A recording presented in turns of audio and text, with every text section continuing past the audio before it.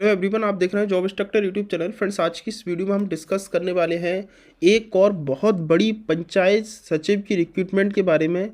यहाँ पर अगर पदों की बात करते हैं तो 23,000 से ज़्यादा पदों पर यहाँ पर जो वैकेंसी है वो निकाली जा रही है। आप सभी कैंडिडेट के लिए एक बहुत बड़ी रिक्रूटमेंट है। जैसा कि आप सभी को पता है कि बिहार में भी न्यू रिक्रूटमेंट जो कि आई थी, जिसकी डेट भी एक्सटेंड हो चुकी है। मैंने वीडियो प्रोवाइड कराया था कि फॉर्म कैसे भरना है।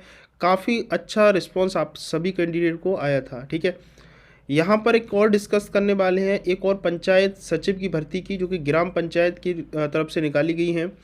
इस वीडियो में हम डिस्कस करेंगे कि किन किन और किस किस ज़िले में कितनी वैकेंसी है, क्या क्वालिफिकेशन है, एज लिमिट क्या है, सैलरी क्या रहेगी, भर्ती प्रक्रिया क्या है और एग्ज़ाम पैटर्न क्या रहने वाला है। अगर आप पहली बार चैनल पर विजिट कर रहे हैं तो चैनल को सब्सक्राइब कर लीजिएगा। यहाँ पर आपको गवर्नमेंट व प्राइवेट सभी जॉब की इन्फॉर्मेशन टाइम टू टाइम मिलती है और जो भी इन्फॉर्मेशन मिलेगी एकदम सही और ऑथेंटिक होगी। फेक इन्फॉर्मेशन आपको नहीं दी जाती है। तो चलिएगा, यहाँ पर हम बात करते हैं कि कौन कौन कैंडिडेट को एलिजिबिलिटी मिलती है और कौन कौन कैंडिडेट यहाँ पर फॉर्म फिल कर सकता है। राइट, सबसे पहले हम बात कर लेते हैं जो वैकेंसी आई हुई है वो मध्य प्रदेश की रिक्रूटमेंट है। हालांकि अगर मैं इस वैकेंसी की बात करता हूं तो वैकेंसी का नोटिफिकेशन मैं अपने टेलीग्राम पर आपको शेयर कर दूंगा। टेलीग्राम की लिंक डिस्क्रिप्शन में, आप फटाफट से टेलीग्राम भी ज्वाइन कर लेना और वहां से देख सकते हो।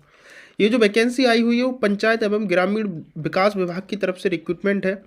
राइट, मैं यहाँ पर हाईलाइट कर दिया हूँ जो जो इंपॉर्टेंट चीज़ आपको बतानी है। मध्य प्रदेश पंचायत सेवा की तरफ से ग्राम पंचायत सचिव की रिक्रूटमेंट है।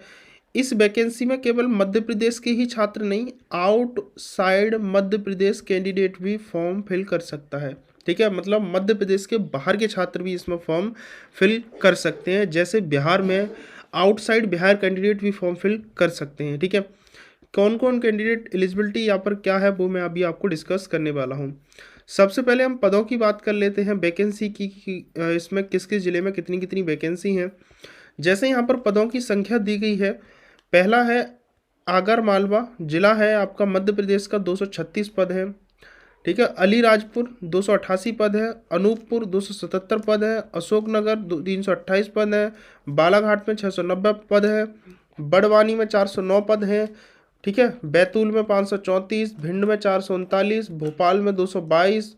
ठीक है, बुरहानपुर में 167, छतरपुर में 559 पद हैं, छिंदवाड़ा में 790 पद हैं, दमोह में 460 पद हैं, दतिया में 290 पद हैं, देवास में आपके 496 पद हैं, धार में 763 पद हैं, डिंडोरी में 364 और गुना में 419। ये सभी पद जो है सचिव की वैकेंसी के हैं, कोई और वैकेंसी नहीं है। ठीक है, उसके बाद दूसरा यहाँ पर है ग्वालियर में आपके 421 पद हैं, हरदा में 263, इंदौर में 220, जबलपुर में 334, झाबुआ में 527 पद हैं, कटनी में 375 पद हैं, खंडवा में 407 पद हैं, खरगोन में 589 पद हैं और मंडला में आपके 490 पद हैं। उसके बाद यहाँ पर मंदसौर में आपके 468 पद हैं, मुरैना में आपके 476 वैकेंसी हैं, नर्मदापुर में आपके 427 पद हैं, नरसिंहपुर में आपकी जो वैकेंसी है वहाँ पर यहाँ पर 450 वैकेंसी हैं जैसा कि इसमें बताया गया है। ठीक है, और उसके बाद नीमच में आपके 243 पदों पर ही रिक्रूटमेंट आई हुई है। नेक्स्ट यहाँ पर बात करते हैं नीमच 243, निवाड़ी 136 पदों पर ही रिक्रूटमेंट है, पन्ना में आपकी 386 हैं और रायसेन में 521 पद हैं, राजगढ़ में 622 पद हैं, रतलाम में 419 हैं, रीवा में 820 हैं और सागर में 765 है और सतना में 695 पदों पर रिक्रूटमेंट है। उसके बाद और ज़िले मतलब मध्य प्रदेश के, ठीक है, मध्य प्रदेश के सभी राज्यों की वैकेंसी है, सॉरी सभी ज़िलों में ये वैकेंसी आई हुई है। कोई भी ज़िला बचा हुआ नहीं है, हर ज़िले में वैकेंसी है। सीहोर में 542, सिवनी में 635, शहडोल में 390, शाजापुर में 352, श्योपुर में 236, शिवपुरी में 587, सीधी में आपकी 400 हैं और सिंगरौली में 316 हैं। ठीक है, टीकमगढ़ में आपके 324 हैं, उज्जैन में 609, उमरिया में 236, विदिशा में 577। तो इस तरह से आप देखेंगे यहाँ पर जो पद हैं वो 23,011 पदों पर ये रिक्रूटमेंट आ रही है। तो आप सभी कैंडिडेट के लिए बहुत अच्छी अपॉर्चुनिटी है। एक क्वेश्चन और रहता है छात्रों का कि मध्य प्रदेश में मान लो हम फॉर्म फिल कर सकते हैं, मतलब आउटसाइड, ठीक है, आउटसाइड मध्य प्रदेश कैंडिडेट के लिए मैं बता रहा हूँ कि अगर आप जैसे मध्य प्रदेश के नहीं किसी दूसरे राज्य के अगर आप कैंडिडेट है तो आपको आपका जो राज्य है, जिला है, राज्य है, जैसे उत्तर प्रदेश का कोई छात्र, ठीक है, उत्तर प्रदेश का कोई भी छात्र जब फॉर्म फिल करेगा तो उसके जैसे सपोज दैट ये मध्य प्रदेश है और उत्तर प्रदेश का ये है, उसके राज्य से सटे हुए जितने भी ज़िले होंगे यहाँ पर, उन किसी राज्य में किसी ज़िले में आपको ज्वाइनिंग यहाँ पर मिल सकती है, ठीक है। मतलब सपोज दैट मध्य प्रदेश के बाद कोई बिहार का कैंडिडेट फॉर्म फिल कर रहा है तो उसके नज़दीक में जो भी ज़िले होंगे वहाँ पर उनको पोस्टिंग मिल सकती है। तो आउटसाइड एमपी में उन छात्रों को पोस्ट मिलती है जिन छात्रों का किसी दूसरे उनके सटे हुए राज्य के बगल से उनका जिला होता है उस राज्य में, ठीक है। यहाँ पर बात करते हैं कि जो सचिव की वैकेंसी है उनका वेतनमान क्या रहेगा। तो जो वेतन स्तर है इसको 3 चरणों में वर्गीकृत किया गया है इनके द्वारा। स्तर 1 ये है कि सचिव के रूप में कार्यभार ग्रहण करने की तारीख से, सपोज आपने क्वालिफाई किया और आपकी ज्वाइनिंग हो जाती है सचिव के पदों पर, तो 2 साल तक, जब से आपने ज्वाइनिंग की उसके 2 साल तक आपको जो वेतन रहेगा वो 10,000 रुपये प्रतिमाह वेतन रहेगा, जो कि निश्चित एक वेतन है यहाँ पर, ठीक है। उसके बाद बात करते हैं स्तर 2, जब आपके 2 साल कंप्लीट हो जाते हैं, ठीक है, 2 साल आपके कंप्लीट होते हैं, तब यहाँ पर जो वेतन रहता है वो आपकी 19,500 रुपये आपका बेसिक वेतन रहेगा। 19,500 रुपये आपका बेसिक रहेगा, ठीक है। बेसिक से लेकर के 62,000 तक आपका वेतन होगा, साथ में वेतनमान से। अब जैसे मान लीजिएगा किसी की गवर्नमेंट जॉब लगती है, प्राइवेट जॉब नहीं है, गवर्नमेंट जॉब है, लेकिन इसकी कुछ एलिजिबिलिटी इस तरह की हैं जो एमपी द्वारा, मध्य प्रदेश द्वारा निकाली गई हैं। जैसे किसी की सैलरी मान लो 4th क्लास का है, उसकी 18,000 रुपये कोई सैलरी मान लो, उसमें फिर महंगाई भत्ता लगता है, ठीक है, शायद 55% के अप्रॉक्स, उसमें TADA बहुत से अलाउंस लगते हैं। उसके बाद उसकी 18,000 वाली सैलरी कहीं जाकर के 40,000 के अराउंड हो जाती है। तो इस तरह से जब आप 2 वर्ष कंप्लीट कर लेते हैं तो आपका जो बेसिक वेतन है इसमें आपका महंगाई भत्ता वगैरह लगेगा, ठीक है। तो इसमें जो आपकी बेसिक के बाद जो अलाउंस लगेंगे तो ये सैलरी है यहाँ की जाकर के 40,000 के अराउंड बनेगी। अगर आप 2 वर्ष के बाद, ठीक है, 2 वर्ष तक तो आपको 10,000 मिले, उसके बाद फिर आपको इतने मिलेंगे, 19,500 बेसिक रहेगा आपका, उसके बाद अलाउंस भी लगेंगे 2 साल। उसके बाद आपके जब 10 साल पूरे हो जाते हैं, मतलब जब से आपकी ज्वाइनिंग हुई, ठीक है, ज्वाइनिंग से 2 साल तक 10,000 मिले, 10 साल के बाद 2 साल से लेकर के 10 साल तक जो आप काम करेंगे तो उसमें 19,500 रुपये आपका बेसिक रहेगा, प्लस इसमें अलाउंस भी लग करके ये सैलरी आपकी 40,000 के अराउंड पहुँचेगी। जब आपके 10 साल पूरे होते हैं फिर आप जब लाइफ टाइम तक यहाँ पर जॉब करेंगे, मतलब जब तक आप करेंगे, जब तक आप रिटायर नहीं होते, तब तक आपका जो बेसिक यहाँ पर बताया गया है कि 23,500 रुपये रहेगा।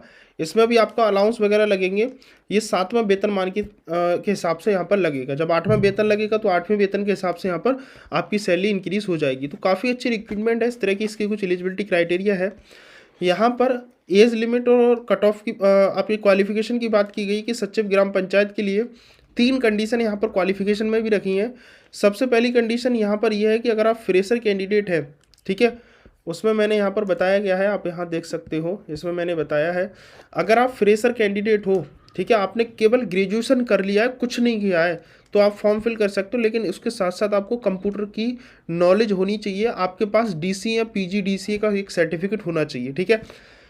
उसके बाद यहाँ पर बोला गया है कि उसके साथ साथ आपको CPCT का एक हिंदी में टाइपिंग सर्टिफिकेट भी आपके पास होनी चाहिए, ठीक है। ये तो रहे केवल फ्रेशर कैंडिडेट। अगर आपने GRS यानी ग्रामीण रोजगार सेवक, ठीक है, कौन सी, ग्रामीण रोजगार सेवक, राइट, रोजगार सेवक के पद पर आपने काम किया है तो केवल आपको मध्य प्रदेश बोर्ड से 12th पास होने चाहिए, ठीक है। अब कोई बच्चा ये कहेगा कि सर हम तो होंगे नहीं तो हम कैसे, भाई तो आप अदर स्टेट की कैंडिडेट हैं, ठीक है, आउटसाइड MP के हैं, तो आप ग्रेजुएशन से फॉर्म फिल करिएगा। GRS तो केवल वो अपनी स्टेट में बच्चा होगा ना, जैसे उत्तर प्रदेश का कोई बच्चा ग्रामीण रोजगार सेवक जो है वो अपनी उत्तर प्रदेश में होगा, तो बाहर का बच्चा नहीं कर सकता। तो आप केवल अगर GRS यानी ग्रामीण रोजगार सेवक है तो मध्य प्रदेश के कैंडिडेट होने चाहिए, तभी उसमें अप्लाई कर सकते हैं। और अप्रॉक्सीमेटली इसमें जो वैकेंसी है 23,000, उसमें शायद 50 से 55% वैकेंसी जो है वो GRS के लिए रिजर्व्ड वैकेंसी है, उसके बाद 12th आपका चल जाएगा अगर आप जीआरएस हैं। कंप्यूटर दक्षता आपके पास होनी चाहिए, डीसी या पीजीडीसीए सर्टिफिकेट हो और सीपीसीटी का हिंदी में हिंदी टाइपिंग आपको आनी चाहिए। एज की बात की गई 21 से 35 वर्ष। फ्रेशर कैंडिडेट अगर आप जीआरएस यानी ग्रामीण रोजगार सेवक रहे हैं तो आपकी उम्र 50 साल तक होगी, तो आप यहाँ पर फॉर्म फिल कर सकते हो सभी कैटेगरी के, ऑल कैटेगरी, ठीक है, ऑल कैटेगरी, राइट। और यहाँ बोला गया है कि जीआरएस यानी ग्रामीण रोजगार सेवक पर कम से कम आपने 5 साल तक काम किया होना चाहिए, ठीक है। तो ये तो रही। अब बात आती है कि सर सीपीसीटी क्या होता है ये। तो सीपीसीटी मैंने गूगल पर सर्च किया है आपको थोड़ा दिखाने के लिए। बोला गया है कि कंप्यूटर प्रोफेंसी, ठीक है, सर्टिफिकेशन एक टेस्ट होता है जो कि स्टेट लेवल का होता है, conduct by the Madhya Pradesh agency द्वारा कराई जाता है for promotion of the information technology, ठीक है। Assess of the candidate computer and typing skill particularly government job के लिए होता है, ठीक है। एलिजिबिलिटी यहाँ पर ये है कि 18 साल या उससे ऊपर की कैंडिडेट होनी चाहिए, जो कि 12th के बाद आप इसमें एनरोल कर सकते हैं। Those with the polytechnic diploma, 10th के बाद अगर आप डिप्लोमा किए हैं, 12th नहीं किया तब भी आप इसमें अप्लाई कर सकते हैं। तो ये बेसिकली मध्य प्रदेश के द्वारा कंडक्ट कराया जाता है।